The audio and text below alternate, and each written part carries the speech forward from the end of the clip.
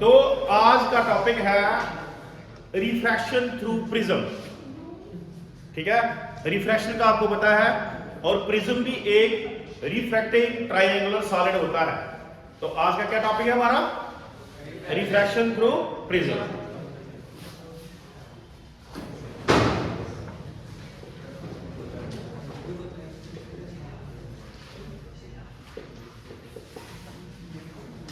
Refraction through prism ये आ गया हमारा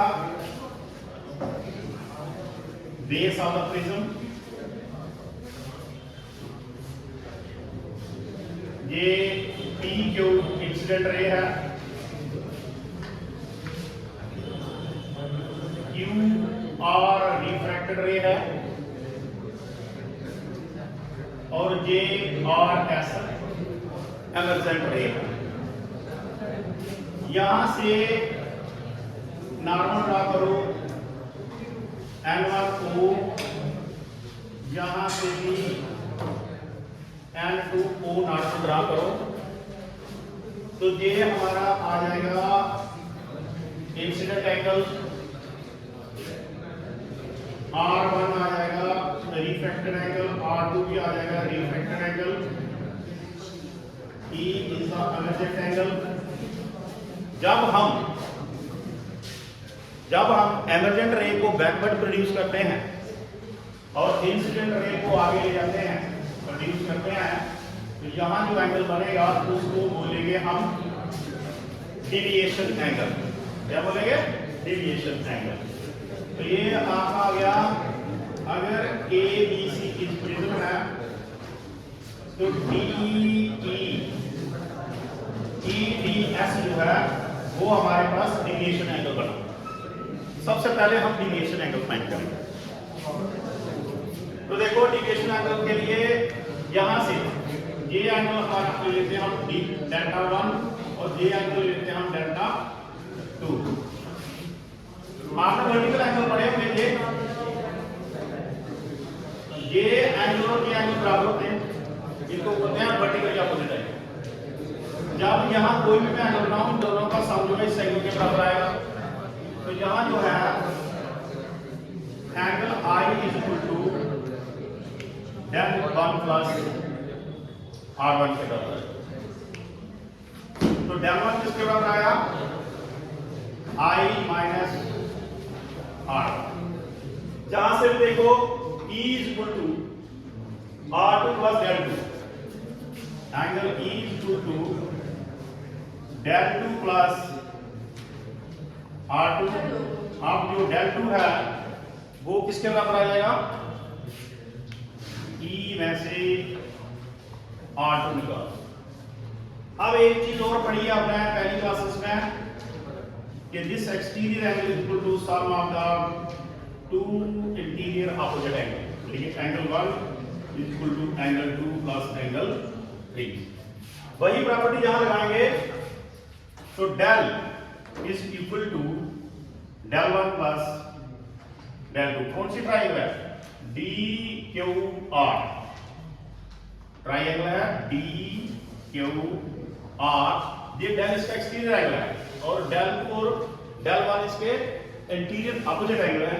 तो यहां पर डेल 1 और डेल 2 की वैल्यू हम पुट कर दें, तो del is equal to I minus R1 plus E minus R2। तो del is equal to I plus E minus R1 plus R2। क्योंकि R1 और R2 के साथ माइनस है, मैंने कॉमन कर ली। अब R1 और R2 निकालेंगे हम। पहले ये चीज देखो, ये हमारे पास कोऑर्डिनेटर है AQO R। ठीक है, ये एंगल A और ये किसके बराबर आ जाएगा? A plus O is equal to 180 degree. ये भी क्वाड्रिलेटरल। क्या नाम है उसका? AQOE। Angle A plus angle O is equal to किसके बराबर आ गया जी? 180 डिग्री। और ये ट्रायंगल ले लो आप, QRO। and in triangle QRO R1 plus R2 plus O is equal to 180. So sum of all the angle of the triangle is equal to 180. ये भी 180 है और ये भी 180 है, तो अब हमारे पास ये आ गया A plus O is equal to R1 plus R2 plus, क्योंकि 80 है, O को कैंसिल करो तो A हमारे पास आ गया R1 plus R2। इस फर्स्ट इक्वेशन में पुट करो R1 R2 की वैल्यू, तो del is equal to I plus E minus A को इस साइड ले आओ, तो ये A हमारे पास आ गया इस साइड, डेल I प्लस।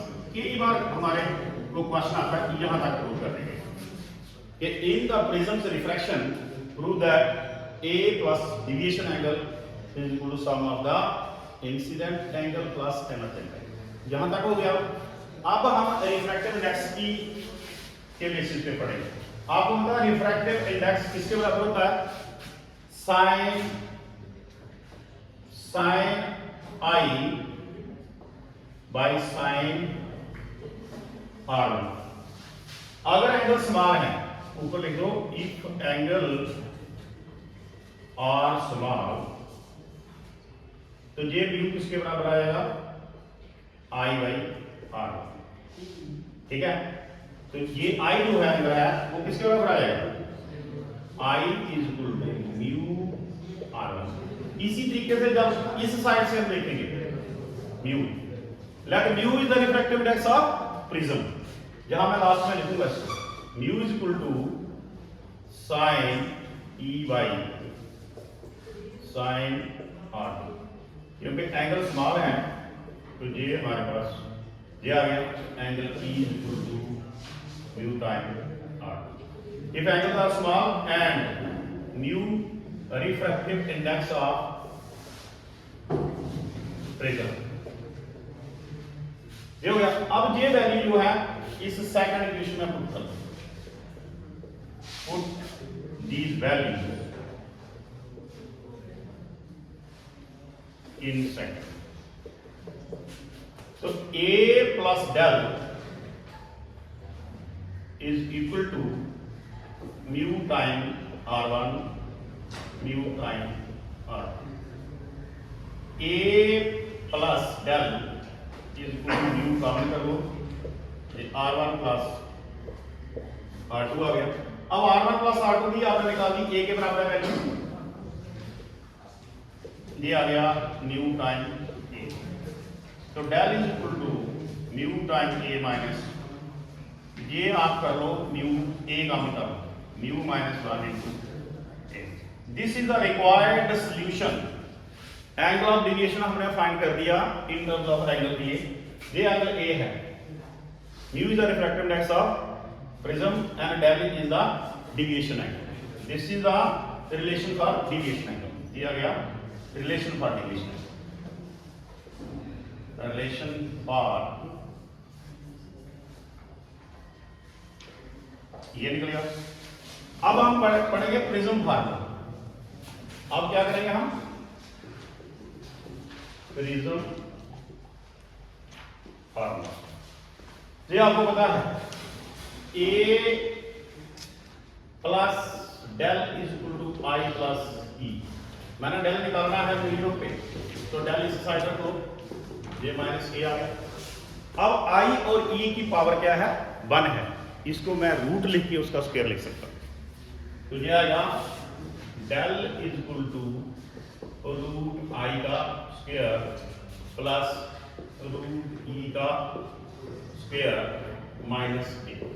जब इसको मैं इकट्ठा करता हूं root I minus root A का स्क्वायर करता हूं, तो जहां माइनस 2AB आएगा उसको हटाने के लिए मैं ये लिख देता हूं minus I minus E into A। ये हमारे पास डेल आ गया। अब डेल मिनिमम कब होगा? जब ये चीज 0 हो जाए। डेल मिनिमम कब होगा? When root I root E जो है वो 0, root I is equal to root E। कहने का मतलब I is equal to E के बराबर होगा तो डेल मिनिमम होगा। Then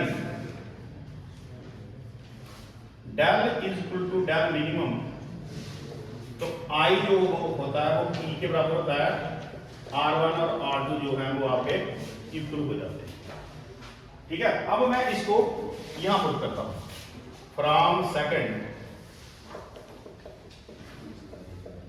A plus del is equal to I plus I, because I is equal to E है कब मिनिमम, जब डेल क्या आएगा मिनिमम, मिनिमम आया तो ये A plus del minimum is equal to 2 I आ गया, तो आई किसके बराबर आ गया, A plus del minimum by 2, I की वैल्यू भी आ गई हमारे पास, आर की, आर किसके बराबर आएगा, also A is equal to R1 plus R2 है। इस जब डेल मिनिमम होता है तो R1 और R2 बराबर होते हैं, तो ये क्या आएगा, A is equal to R plus R, because R1 is equal to R2 कब, व्हेन डेल मिनिमम हो, A is equal to 2R, R is equal to A by 2।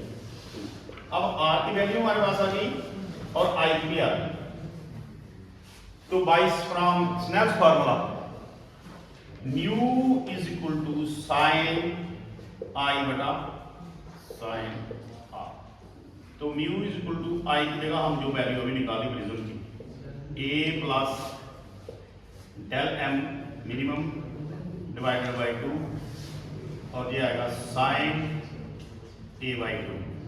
This is known as mirror's formula, इसका prism's formula, this is known as prism formula। बच्चों जहां तक कोई doubt अच्छे तरीके से समझ आ गया आपको, अगर कोई चीज का डाउट है तो पूछ लो। देखो सबसे पहले प्रिज्म का ये हमने क्या लिया है, बेस लिया है ABC, P Q incident ray है, R S incident ray, Q R reflected ray है। कोई डाउट है? ठीक है फिर, ठीक है।